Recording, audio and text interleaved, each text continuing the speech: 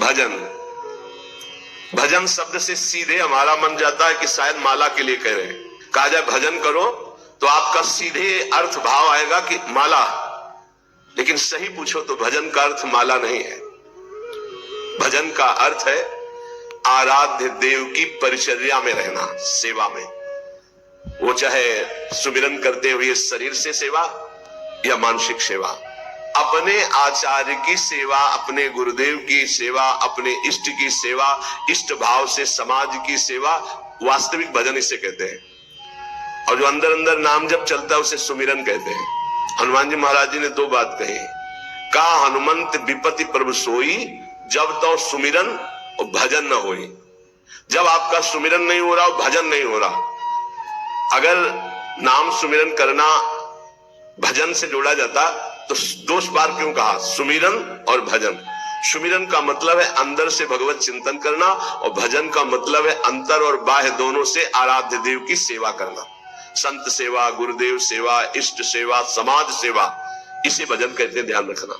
कई बार एकांतिक में यही कहा अपने कर्तव्य का पालन करना ही भजन है। भज धातु सेवायाम, भज का तात्पर्य ही है सेवा। अगर गुरु सेवा, आचार्य सेवा, इष्ट सेवा, समाज सेवा नहीं है तो केवल माला चलाना भजन नहीं कहा जा सकता। भजन का एक अंग है सुमिरन। इसलिए कह रहे कि भजन को समझ लीजिए, नहीं तो आपका कि घर बार छोड़कर एकांत में बैठकर माला चलाना ही भजन है, ऐसा नहीं। आप पति हैं, आप पत्नी हैं, आप किसी के पुत्र हैं, आप किसी के पिता हैं, आप समाज के बहुत बड़े सेवा का अधिकार प्राप्त करने वाले हैं, समाज के एक अंग हैं आप। एक अंग खराब हो जाए तो पूरे शरीर को पीड़ा होती है। ऐसे आप अगर आप सुधर गए, आप अपने अपने धर्म का पालन कर रहे हैं, अपने कर्तव्य का पालन कर रहे हैं और वो कर्तव्य कर्म प्रभु को समर्पित कर रहे हैं, तो सच्चा मानिए भजन हो रहा है। थोड़ी देर माला चला लिए फिर सुख वांछा में घूमे, मनमानी आचरण की, इसे भजन नहीं कहते। थोड़ा समय रह गया है, जितने सत्संग सुन रहे हो इतना समझ लीजिए अब हमारे जीवन का थोड़ा समय रह गया है। अब तो जाग जाओ, इन तीन में सोना बंद कर दो। ये जो धन की लालसा, अरे बोले तुम तो बाबा जी हो, तुम्हारा चल जाएगा, हमारा गृहस्थी में बहुत जरूरतें हैं, धर्म पूर्वक कर्तव्य कर्म करो, उससे जो मिल रहा है संतोष धारण करते हुए अपनी स्थिति के अनुसार ब्याह बरादी जितने कार्य है सबका होता है सृष्टि में। आज दुख पाया जा रहा है अपनी स्थिति से हटकर करने पर, आज दुख पाया जा रहा है केवल प्रशंसा के लिए करने पर। अगर आपकी स्थिति गरीबी की है तो आप किसी गरीब वर्ग को ढूंढिएगा, आपकी पुत्री सुखी रहेगी। ये भ्रम छोड़ दो कि थोड़ा हमसे बड़ा धनी हो, बहुत हानि हो जाएगी। अगर आपकी स्थिति है और अपनी स्थिति के घर में बेटी का ब्याह करोगे तो बहुत सुखी रहोगे। अगर अर्थ की प्रधानता रखकर बेटे का ब्याह करोगे तो दुखी रहोगे। देख लेना, परिणाम में देख लेना। इसलिए धन के लिए तुम इतना व्याकुल मत हो, कर्तव्य कर्म करो, जैसी परिस्थिति उसके अनुसार चलो। भोग के लिए इतना व्याकुल न रहो, जो धर्म पूर्वक पाणी ग्रहण किया है, भगवान की पूजा की भावना रखकर उसका, तो आप उससे मुक्त हो जाएंगे। नाम चिंता मत करो, नाम जप करो तो तुम्हारी विमल कीर्ति यहां नहीं भगवान के दरबार में होगी। ये मम जन है, ये मेरा जन है। जैसे अम्बरीश जी की चर्चा भगवान के दरबार, भक्तों के यहाँ भगवान की जैसे चर्चा होती, ऐसे भगवान के दरबार में महाभागवतों की चर्चा। इतना नाम जप करो, इतना ठाकुर सेवा करो कि भगवान अपनी सभा में आपको याद कर ले। इससे बड़ी क्या बात होगी। त्रिभुवनपति की सभा में तुम्हारा यश गाया जाए। जग जाओ। अगर अभी नहीं जगे तो फिर अब जगने का समय नहीं है, जगाया जा रहा है। ये सत्संग है मोह निद्रा से जगाने का। यहां तुम जिससे और किसी से प्रीति करते हो वो तुम्हें सुला देगा, जगाएगा नहीं।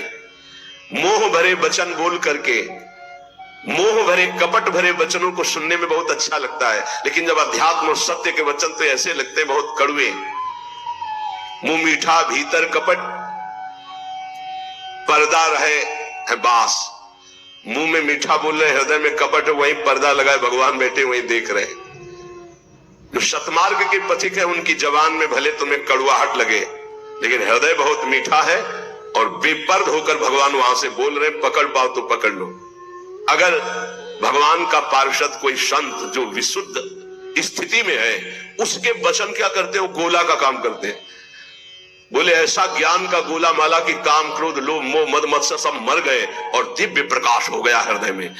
अगर संत वचन सुन लिए तो अमोघ से खाली नहीं जाते हैं, ये तुम्हारे जीवन का परिवर्तन कर देंगे। बस आपको जरूरत है उन शब्दों को पकड़ने की। जिस समय अंतर्मुखता बढ़ने लगे और आपको अपने दोस्त दिखाई देने लगे, जान लेना संत वचनों का प्रभाव शुरू हो गया है। अंतर्मुख हुए लखे, अपने दोस्त दिखाई देने लगे, मेरे में ये कमी, मेरे में ये कमी, हे भगवान ये मेरी कमियां कैसे दूर होंगी। तो जान लो अब संत संग का प्रभाव आपके ऊपर पड़ रहा है। आत्मा अपनो भाषे, अपने आप से अपने स्वरूप का बोध प्रारंभ हो जाता है जब किसी सच्चे संत का संग मिलता है। पाता है निज आत्मा विषयन सो मन रोक, काम क्रोध के वेग की जो सही जावे झोंक। संत संगी वही है जो काम क्रोध के वेग को सह जाए। काम आया सह गया, क्रोध आया सह गया। हमें देखते हैं कि काम क्रोध को सहने की तो वृत्ति साधक में है, लेकिन ईर्ष्या को सहने की शक्ति नहीं है। वो जहां ईर्ष्या करता है, दूसरे से निंदा करने लगता है, तो फिर उसकी काम क्रोध की शक्ति बढ़ जाती है और वो सहन करने में असमर्थ हो जाता है।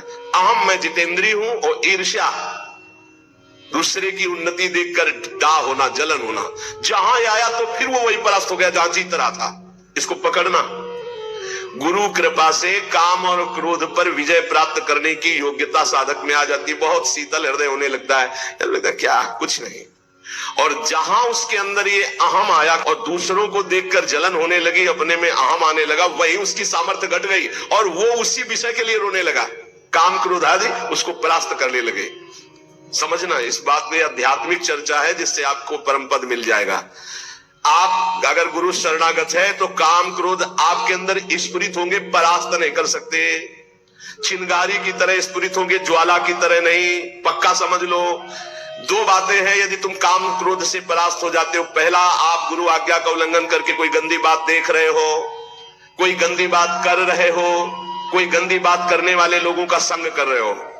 अगर ये नहीं तो फिर तुम काम विजयी होने का अहंकार कर रहे हो।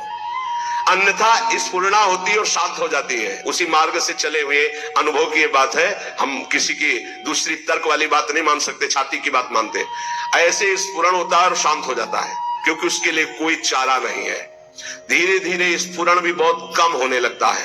पर जहां देखा गया अपने में अहंकार आया कि मैं जितेंद्री, और जहां दूसरे की उन्नति से डाह, तो फिर वही उसको परास्त कर देते। चिंगारी को ज्वाला बनने में देर नहीं लगती। वो चिंगारी तब शांत होती है जब भगवत साक्षात्कार हो जाता है, सूक्ष्म रूप से विकार रहते हैं। पता है निज आत्मा विषयन सो मन रोक। जब संत वचन रूपी प्रकाश आपके हृदय में हुआ, तो ये जब पता हो गया कि तुम देह नहीं हो, भले अनुभव नहीं हुआ, तो अपने मन को विषय में जाने से रोको। बोले काम क्रोध के वेग की जो सही जावे झोंक। इनका झोंका आता है हवा का, जैसे झोंका। हवा का झोंका आवे, तूफान आवे, किसी पहाड़ का आश्रय ले लो, बच गया। छोटे मोटे पेड़ आदि का आश्रय मत लेना, नहीं टूट के गिर जाएंगे आपके ऊपर, वही मार देंगे। क्या करना है? पहाड़ का आश्रय। पहाड़ कौन है? भगवान के प्रेमी महाभागवत जनों के वचन, या भगवान नाम, या भगवत लीला गुण कीर्तन। जहां कामादि दोषा में मजीरा उठाओ, राधा राधा राधा एक मत सुनो मन की, देख लो अभी साफ हो जाएगा गंदगी जो आई थी। या कोई संत के उपदेश सुनने लगो, या भगवान की लीला गायन करने लगो। प्रियालाल के चले जोई जोई प्यारो करे शुरू करो, और आज वह देखियो तो प्यारी, चले जाओ वहां तक 84 पदों का गायन पक्का। जब तुम्हें काम सतावे, चतुरासी जी का गायन शुरू कर देना, गायन। और अगर ना चला जाए तो हमसे बताना, निज अनुभव की बातें हैं। चतुरासी जी का फल ही है भवजल निधि को नाव, काम पावक को पानी। तो जो सही जावे झोंक या आंधी आती, जाएंगे टिकेंगे नहीं। आगमा पाइनो अनित्यास्तास्तितिक्षस्व भारत। जो सही जावे झोंक यार विक्षेप हटावे, निद्रा और आहार जुक्ति सो धीरे से घटावे। समझिए, काम क्रोध की झोंक आई तो कह रहे यार इससे जाओ, भारी विक्षेप है, थोड़ी देर के लिए है, विचलित मत होना। विचलित वही होगा जो काम की खुराक रखे हुए है। खुराक क्या है? मोबाइल खोला, गंदी बात देख ली, या कोई अपने हाथ से गंदी क्रिया कर ली, या गंदे जनों का संग कर लिया। इससे क्या होगा? आप झोंक नहीं सह पाएंगे विकार की। कह रहे हैं जो सही जावे झोंक यार विक्षेप हटावे। प्रभु के दर्शन में यही बाधा है, नहीं तो खुले टहल रहे हैं वृंदावन है, यहां खुले प्रभु टहल रहे हैं, बस दृष्टि चाहिए। यार का तात्पर्य बहुत प्रेम भरा शब्द है। मित्र एक बार सह जाए इसकी झोंक को, आगे निकल जाएगा। जो सही जावे झोंक यार विक्षेप हटावे। तो विक्षेप कैसे हटेगा? बोले निद्रा और आहार जुक्ति सो कछ धीरे से घटावे। बस कल भी चर्चा हुई थी निद्रा और आहार को कम करने की पलटू स्वामी की। ये निर्भयानंद जी बड़े सिद्ध महापुरुष ब्रह्मानंद में डूबे हुए, इन दो पर असर साधक अपना दिखा दे। ये दो सबके ऊपर असर दिखाए, पूरा जीवन व्यतीत हो जाता है। खाना और सोना, अच्छा भोजन और खूब चक्क सोने को मिले। कह रहे कि अगर परमार्थ का लाभ लेना है तो साधक दो पर अधिकार करे, नींद और भोजन। फिर बार बार कहते हैं अभ्यास अभ्यास। नींद और भोजन ये दो, निद्रा और आहार। फिर तीसरे पर विजय जो मैथुन, फिर चौथा जो भय। ये चार ऐसे दोष है पूरी सृष्टि को अपने अधीन किए हैं। निद्रा, भय, आहार, मैथुन, ये सब के सम जग उपजाए, सब इसी में फंसे हुए। ऐसा साधक इन चारों पर विजय प्राप्त करनी। निद्रा तब जब आहार पर आप संयम करेंगे। बहुत बार आहार पे चर्चा होती, भाई आहार को संभाल लो, इसको बढ़ाते चले जाओ, एक एक कवल बढ़ता चला जाएगा। इसको घटाते चले जाओ, घटता चला। 400 ग्राम में पूरे 24 घंटे शरीर का सम्यक मेहनत करते हुए पोषण हो जाएगा 400 ग्राम में। यहां यही है कि अगर आप भगवत मार्ग में चलना चाहते हो तो आहार पर संयम करो, तो नींद पर संयम हो जाएगा। आहार पर संयम करो, पर इतना भी संयम न करो कि सीढ़ी चढ़ने उतरने लायक न रहो। उचित आहार लो जितना आपको नींद ना सतावे। ये बहुत बड़ी सिद्धि है। अगर आप निद्रा और भोजन पर शासन नहीं किए तो काम और क्रोध पर शासन नहीं कर पाओगे, पक्का। ये चार चीजें साधु के जीवन में बिल्कुल शासन में होती है। निद्रा, भय, आहार, मैथुन। सबसे ज्यादा अगर हमें कोई पागल बना रहा है तो धन की इच्छा पागल बना रही है। सबके दिमाग में एक रुपया ही छाया हुआ है। बड़ा विचित्र खेल है। खर्चा करने में छाती पीड़ा पैदा करते, संग्रह करने में संग्रह करते करते मर गए। गांव में धन एकत्रित करके दीवाल में गाड़ दिए, मोटी मोटी मिट्टी की दीवारें होती थी, और मर गए। जब दीवार खुदी तब पूरा जीवन कंजूसी करके समेट करे, या बैंक बैलेंस में जमा करते करते गणना में सुख का अनुभव रहा, इतना इतना और जमा, इतना और जमा, मर गए। किसके काम आएगा? क्यों नाम रूपी धन एकत्रित ना कर पाए? क्यों धन के द्वारा गौ सेवा, साधु सेवा, समाज सेवा, नाना प्रकार की भागवतिक सेवा, ये क्यों नहीं लाभ ले पाए? इसलिए यहां कह रहे कि पछताओगे बाद में। क्या पछताओगे? अरबों रुपया बैंक में जमा करके पधार गए, भारतीय बैंक का वही रखा हुआ है, आपकी केवल जीवन की श्वासें नष्ट हो गई। बस आसक्ति उसकी आपकी दुर्गति कराएगी। जीवन का समय आपको उसके संग्रह में गया, कुछ हाथ नहीं लगा। कितना भोगोगे, कितना भोगोगे, क्या खाओगे, कितना खाओगे? जब शरीर ही नहीं रहेगा तो ये सब खाना पीना किस कार्य में आया, यदि सच्चिदानंद से चित्त नहीं जोड़ा। इसलिए पछताओगे यदि धन की प्रधानता जीवन में रही। तो आप सच्ची मानिएगा, आप जितने लोग बैठे हो, हम नहीं कहते कि सबके दिमाग में होगा, लेकिन आप देख लो, प्रधानता हर क्रिया के परिणाम में धन प्राप्ति की लालसा। हर क्रिया, साधु संग कर रहे हैं तो ऐसी कुछ आशीष हो जाए कि धन प्राप्ति हो जाए। हम ठाकुर सेवा, ठाकुर दर्शन, उपासना, सबका परिणाम एक धन की तरफ रहता है। सबका परिणाम। कोई बिरला ऐसा होता है जिसके दिमाग में धर्म होता है कि मैं जो भी करूंगा धर्म पालन के लिए करूंगा, मेरे जीवन का उद्देश्य है समस्त जगत को सुख प्राप्त हो, भगवान प्रसन्न हो जाए, बस। ये कोई बिरला करता होगा, बिरला। वो भक्ति का आडंबर करके, वो वैराग्य का नाटक करके, उपदेश का, व्यापार का, संसार का, चाहे वो परमार्थ हो या व्यवहार हो, दोनों में प्रधानता हमारी रहती है धन की। ये भगवान की प्राप्ति में बहुत बड़ी बाधक बनती है। कंचन देखत ही यह जगत संगाती। सबसे ज्यादा संसार में संगाती माना जाता है विपरीत शरीर को। काम, दूसरा है काम, विपरीत शरीर का संगाती। इसके लिए प्राण देने के लिए तैयार है। और जबकि वासना की निर्वासनिक स्थिति भगवान से होगी, किसी शरीर भोग से नहीं होगी। उससे तो जैसे अग्नि में और घी डालते जाओ तो बढ़ती चली जाती है, ऐसे ही वासना की शांति भोग में नहीं, त्यागात शांति अनंतरम। लेकिन ना जानने के कारण पूरे के पूरे जीवन नष्ट हो जाते हैं केवल भोग चिंतन से।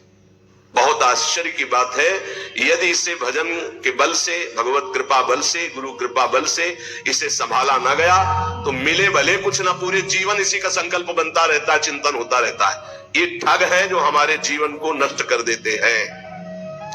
कामिनी के संग की लालसा भगवत प्राप्ति नहीं होने देती। जैसे पहला था धन की प्राप्ति की लालसा, ऐसे ही जितना भी धन कमा लो, जितना भी सब कर लो, अंदर एक लालसा बनी रहेगी भोग भोगने की। ये अगर भावना शरीर भोग की बनी रही तो ये भी भगवत प्राप्ति नहीं होने देती। कितना भोगोगे, कब तक भोगोगे? जब शरीर ही छूट जाएगा तो कौन तुम्हारा साथी होगा? बहुत विचित्र बात है, बहुत विचित्र बात है। देखत को यह जगत सगाती। इस संसार में केवल देखते देखते पूरा जीवन हो गया, कुछ नहीं देख पाए। 50 साल के हो गए, 40 साल के हो गए, भोगते भोगते जीवन व्यतीत हो, कुछ नहीं भोग पाए। क्या है? असंतुष्ट, वासना। इसी तरह से जितने संबंध हैं सब धोखे के संबंध हैं। उनमें यदि भगवत भाव करके नहीं जिए तो वो बंधन कारक है, धोखे में समय गया। पहला दिमाग में धन रहता है, दूसरा दिमाग में भोग रहता है, और जो इनको थोड़ा दबा पाया भजन से तो तीसरा दिमाग में रहता है कि हमारे यहां नाम हो जाए, लोग याद रखें। किसको लोग याद रखते हैं? भगवान को याद नहीं करते, तुम्हें याद करेंगे। भगवान को नहीं याद करते, जिनके याद करने से कल्याण हो जाता है, तो तुम्हारे को कौन याद करे? बोले यार कुछ तो ऐसा हम कर जाएंगे। कितने का कर जाओगे? क्या कर जाओगे? अरे जिन्होंने अनंत ब्रह्मांड बना दिए उनका नाम नहीं ले रहा तो तुम एक दो महल बना दोगे, एक दो पौशाला अस्पताल खोल दोगे, तुम्हारा नाम चलेगा? श्री कृष्ण ने अनंत ब्रह्मांड बनाए, सब थोड़ी नाम जप कर रहे हैं उनका। तुम्हारा कौन नाम जप करेगा कि भाई बहुत यश कीर्ति की आखिरी चाह। इसीलिए कह रहे हैं ये सम्मान घोर विष है, परमार्थ के पथिकों को पाखंड में स्थित कर देता है, जहां सम्मान प्रियता बढ़ जाती है। नीचापमानम शुदा, नीच पुरुषों द्वारा किया हुआ अपमान अमृत के समान समझो, क्योंकि तुम्हारे देहाभिमान को गलित कर देगा। हम देखते हैं प्रायः साधक अपमान से बचना चाहता है, अपमान से। और भर्तरी जी से जब भगवान शंकर ने कहा वरदान मांगो तो कहा कभी सम्मान से मुझे भिक्षा भी ना मिले, अर्थात कभी सम्मान न मिले। क्यों? सम्मानम कलयाति घोर गर्लम, और नीचापमानम सुधा। और की तो और बात जाने दो, गुरुजनों के शासन को नहीं स्वीकार किया जाता। इतना अहंकार बढ़ा हुआ है कि अपमान का डर है कि कहीं डांट न दे, कहीं अपमान न कर दे। किसका अपमान? गुरु के द्वारा डांट लगने से अपमान होता है? नहीं, गुरु के द्वारा डांट लगने से पापों का क्षय होता है। अगर एक बार हृदय से गुरुदेव आपको डांट दिए तो आपके जीवन का परिवर्तन होना चाहिए। श्री राधा मुरलीधर भज सखे वृंदावन मातज, रस स्वरूप श्री